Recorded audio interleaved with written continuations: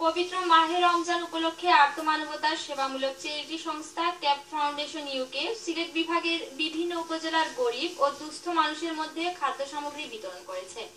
সিলেটের বিশ্বনাথ ও সুনামগঞ্জের জগন্নাথপুর উপজেলার বিভিন্ন এলাকার গরিব ও দুস্থ মানুষের মধ্যে তারা এই খাদ্য সামগ্রী বিতরণ করেন। বিভিন্ন উপজেলার যুক্তরাজ্যে বসবাসরত বাংলাদেশি বংশোদ্ভূত এ প্রজন্মের এক ঝাঁক তরুণ সমাজসেবী মিলে সম্পূর্ণ আল্লাহর সন্তুষ্টি লাভের আশায় যুক্তরাজ্যে বসবাসরত আল্লাহর নামে দানশীল ব্যক্তিদের কাছ থেকে সাহায্য ও সহযোগিতা নিয়ে 2010 সাল থেকে বাংলাদেশে তাদের কার্যক্রম শুরু করে।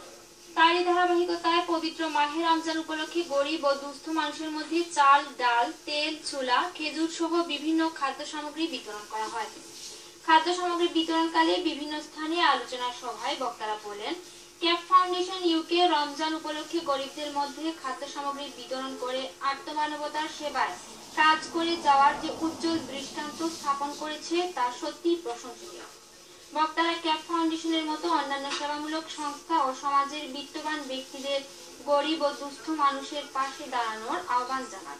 ক্যাপ ফাউন্ডেশনের বাংলাদেশের সমন্বয়ক আব্দুল শহীদ মুহিতের সভাপতিত্বে খাদ্য সামগ্রী বিতরণকালে বক্তব্য রাখেন বিশ্বনাথের দেও কলেজ উচ্চ বিদ্যালয় অ্যান্ড কলেজের অধ্যক্ষ মোহাম্মদ আব্দুল মুকিত, মাইজগ্রাম দাখিল মাদ্রাসার অধ্যক্ষ মাওলানা লুৎফুর রহমান, সমাজকর্মী মধু মিয়া এবং জগন্নাথপুরে বক্তব্য রাখেন barrister M A Latif, Mohammad মঞ্জুর আহমদ কবিরি ও মোহাম্মদ হীরা খান। গরিব মানুষজন রমজান উপলক্ষে খাদ্য সামগ্রী পেয়ে কৃতজ্ঞতা প্রকাশ করেন।